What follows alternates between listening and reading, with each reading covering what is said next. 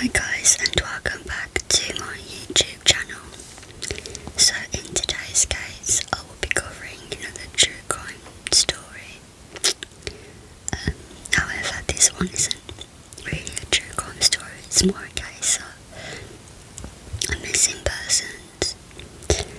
So yeah, without further ado, let's get straight into today's case. But before I do that as well, I do want to thank the person who suggested this story, and remind you guys that if you have any suggestions of your own, just leave them in the comment section down below and I'll do my best to cover them for you guys. So let's get straight into today's case.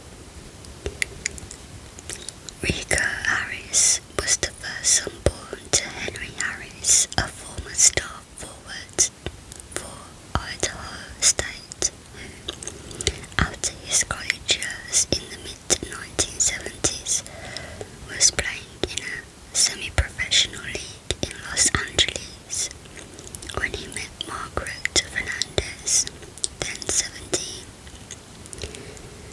She gave birth to Rico, the first of the couple's 4 children, in 1977. Afterwards they moved to Oregon, where Henry had been offered a job. Henry Harris was for most of the time a loving husband, but occasionally he would turn violent and abusive. They moved back to the Los Angeles area shortly afterwards and had 3 more children.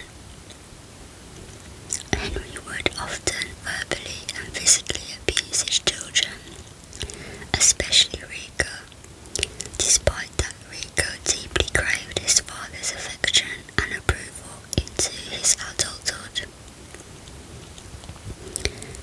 Margaret eventually left her husband, taking the children with her as she moved to Alabama, the suburb where she had grown up. Rico often held the family together while Margaret worked full-time. Although she later said she felt her oldest son was born to play basketball. By the age of 15, he had given it up despite his size and was considering becoming an actor. To that end, he and a friend attended Hollywood High School, a long trip from their homes. After a year, Rico changed his mind about basketball and returned to the court. Despite the minimal contact he had with his father since his parents' divorce, he used his father's Temple City address to enroll in high school there for his junior year. For most of his 20s, Harris was praised for his NBA level potential. The pinnacle of his playing career, however, would be the 1996 to 1997 season when he was the MVP of the state community college tournament and led his team to the state championship. He only played 1 season for a Division I team, however, and despite considerable interest from NBA teams, never came close to signing with them. Rico, then 6 feet 8 inches, 203 centimeters and 215 pounds, was an immediate sensation on the basketball court. His presence on the team transformed the previously undistinguished Temple City program into a contender and drew college scouts. Other teams would double and triple team him, recalled one of his coaches. But you could just watch him for a couple plays and you could see the player he could be.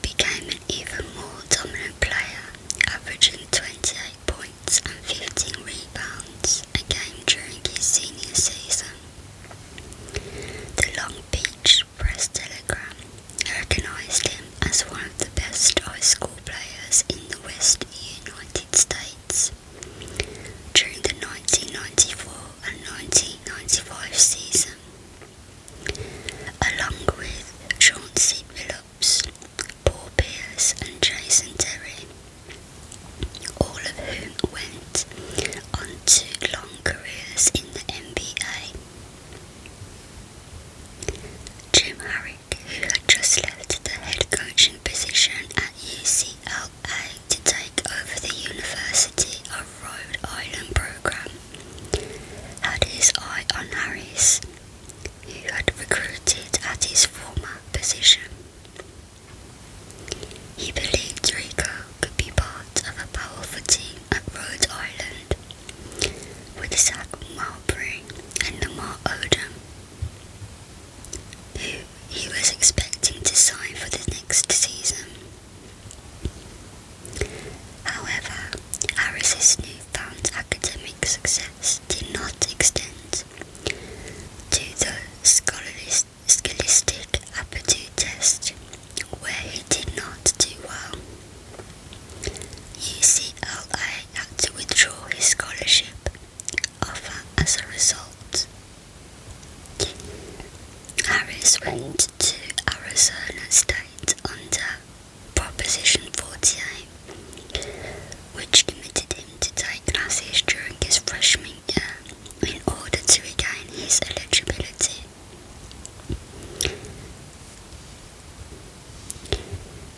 Without his family and friends close by, he struggled academically and socially, as he originally had Temple City. In March 1996, he was arrested on a charge of unlawful imprisonment, along with two teammates, after two women said the players had forced them to perform sexual acts against their will. The charges were dropped after investigators uncovered inconsistencies in the women's stories, but the university asked Harris to sit out another year nonetheless. Instead, Harris returned to California and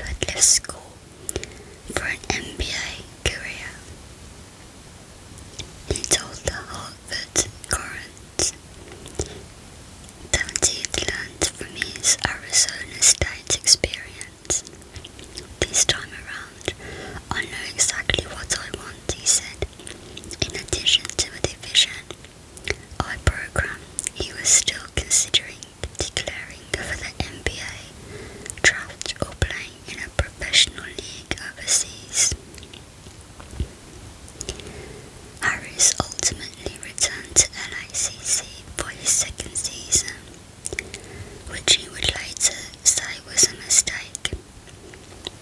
He became less focused, partying heavily with his brother in the apartment they shared near campus, and drinking beer during the day to take the edge off his hangovers.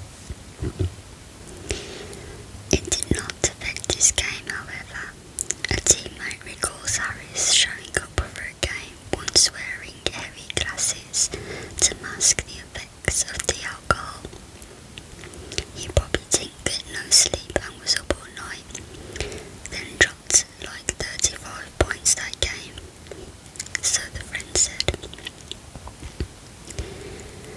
The team did not repeat as state champions, and Harris was later described as a disruptive influence during that season. Miller at one point suspended him for 6 games. Harris in turn faulted him for not controlling the team adequately. As the only returning player on that team, he explained, many of his teammates would not give him the ball. I have no excuses, he told the Los Angeles Times. I was playing against my own teammates and coaching staff. Harris's drinking increased as the season wore on, leading to social isolation and costing him his relationship with the girlfriend who had benefited from him from in high school. Recruiters from other 4-year college programs continued to call and write, but Harris did not respond, believing many of them to be interested in him only for his athletic ability and not his personal development. Instead, he declared himself for the 1998 NBA draft. NBA scouts still saw lots of potential in Harris and invited him to a pre-draft camp in Chicago for the most highly regarded prospects, but as he had the year before, he would not take the opportunity. Shortly before the camp, he had only decided he would not attend but withdrew from the draft, believing that he was not ready for the challenge on a personal level. The opportunity to play for Harris at Rhode Island was still available to Harris, and many friends and observers believed he would take it. In September 1998, he called Bobby Bracewell, then the head coach at Cal State Northridge, whom Harris had come to know 3 years earlier when Bracewell had recruited him while an assistant at Oregon. Bracewell later recalled that he thought Harris was calling for guidance. Bracewell congratulated Harris on signing with Eric at Rhode Island. That's not happening, Harris told him.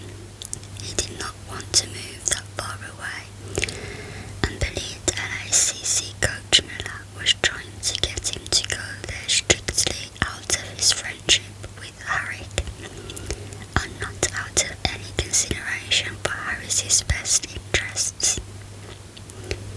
Instead, he asked if he could play for Bracewell, whom he trusted at a Northridge, closer to his family, where he could transfer his credits from Arizona State and LACC to become eligible immediately. Since another local high school player that Northridge had offered a scholarship to had lost it after purposely failing a class, there was space for Harris at the small state school, which had not posted a winning record the 7 seasons it had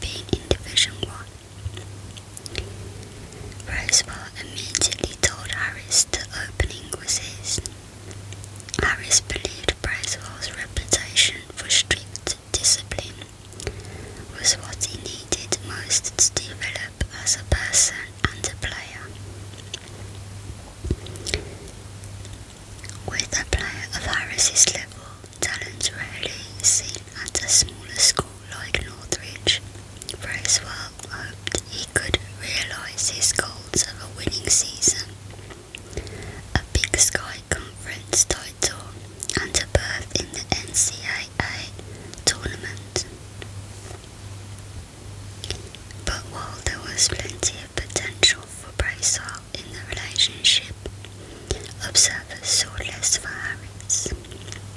Miller told him he was severely compromising his chances of signing with an NBA team by playing for such a small school in a less competitive conference, and others who knew him wondered if instead of leading the Matadors to new heights, as he had in the first season at LACC, he would instead pose a threat to team unity again.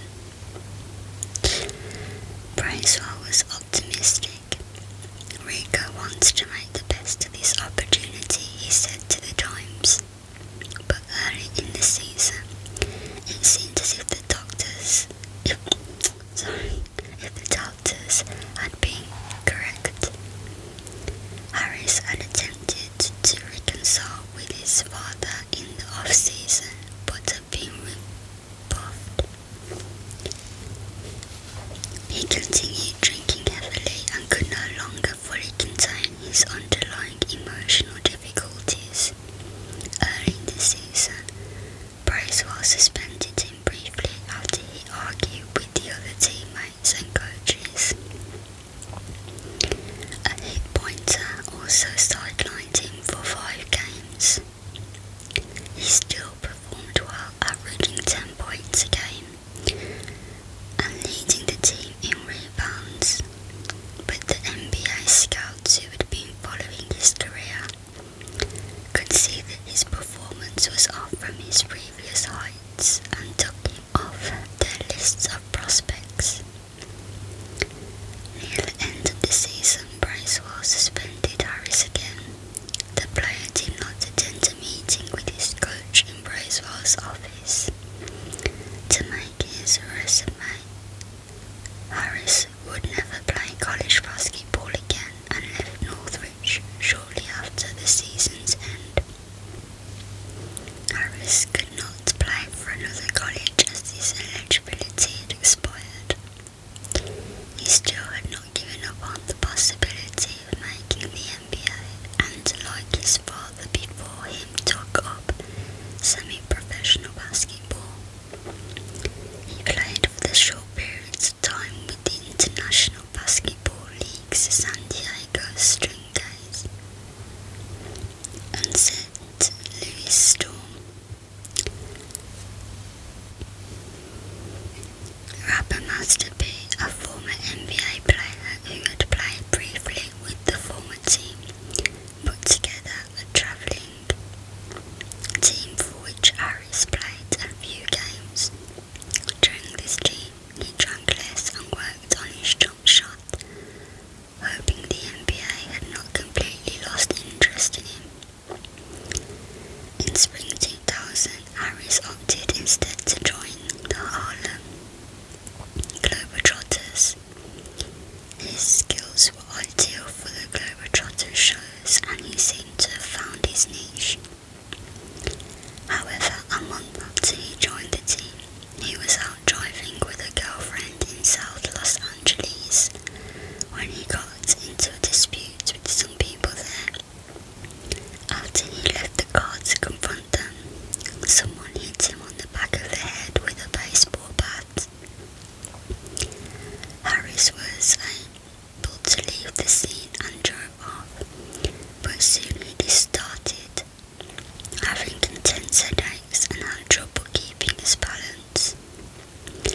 These after effects of the head injury persisted, and he had to leave the Globetrotters. At the age of 24, his basketball career was over.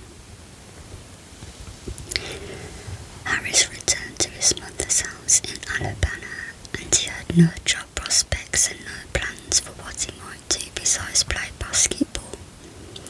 Soon he returned to drinking, and his mother continued to take care of him as well as his younger siblings, all of whom were likewise battling substance use disorders to some degree. She hoped Rico would, in her words, snap out of it, but his addiction instead broadened to include heroin and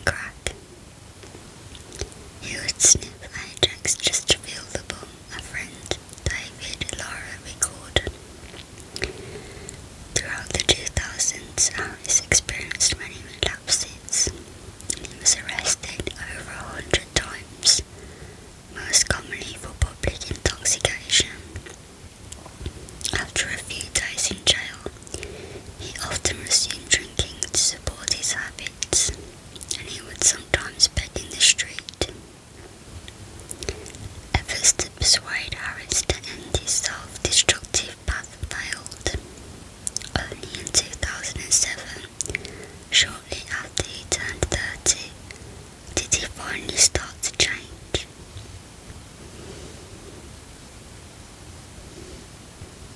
After an overdose of prescription medication he had tried, Harris entered a rehabilitation facility operated by the Salvation Army. The program took a long time for Harris to complete, but when he did, he seemed to have recovered. He moved in with Wilfredo Mayogra, another graduate of the program, and got a job working security detail in nearby Bell. At a party he met Jennifer Song, a visitor from Seattle, who worked as an insurance broker. The two became romantically involved and started in 2012. They began spending long weekends in the other cities. By September 2014, they had begun to talk about getting married, even going so far as to discuss possible children names. The two clashed over the relationship.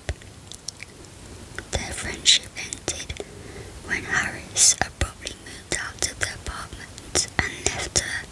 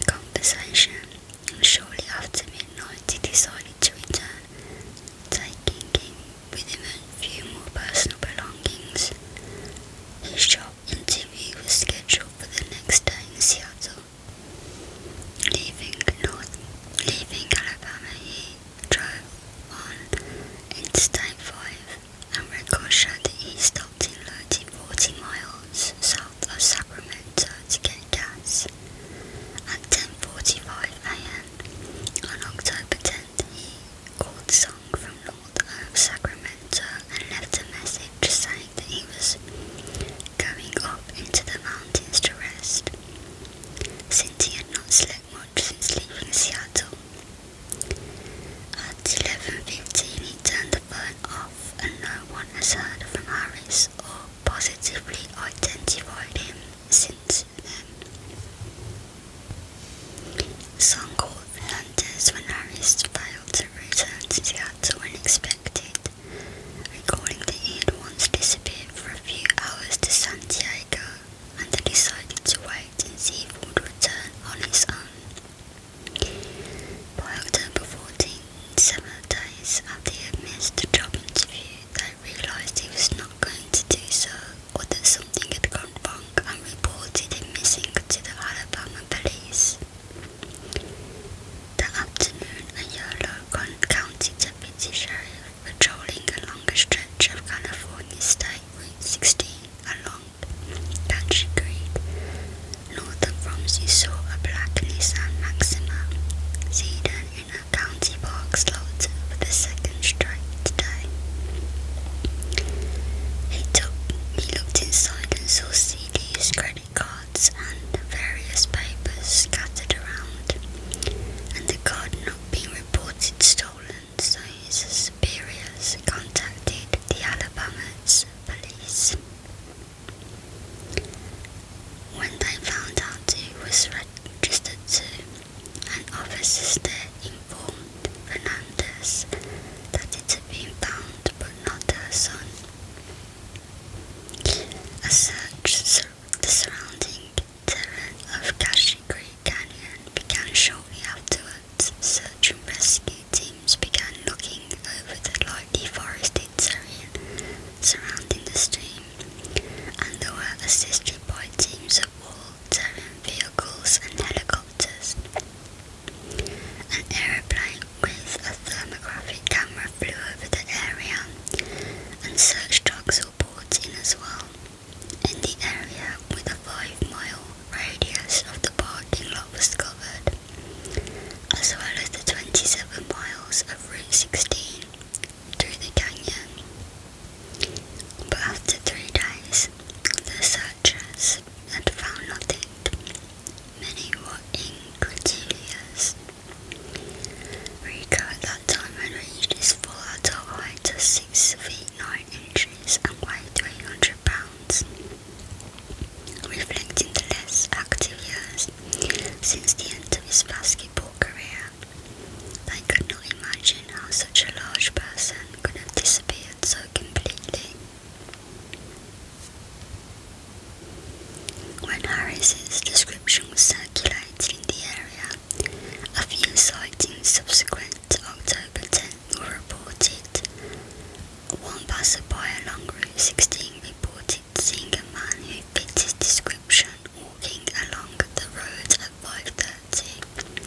On October 11th, while another motorist believed he had seen him sitting on a guardrail overlooking the creek near the parking lot. Harris's car was towed away and searched. It was out of gas and the battery was nearly dead. Investigators found Harris's wallet and all of his credit cards, save one, a Discovery card on which no charges have been made since Harris had vanished.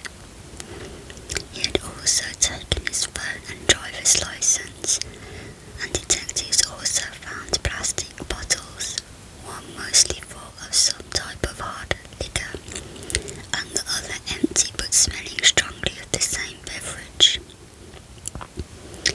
On October 18th, 8 days after Harris's last voicemail message, another sighting was reported.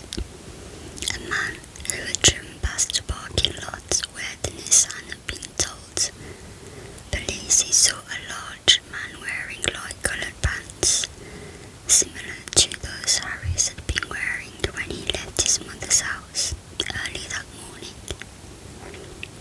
The next day, a trail of fresh foot impressions left by size 18 sneakers, consistent with those Harris wore, were found leading from the parking lot to the creek near where the Nissan had been parked. Investigators were also able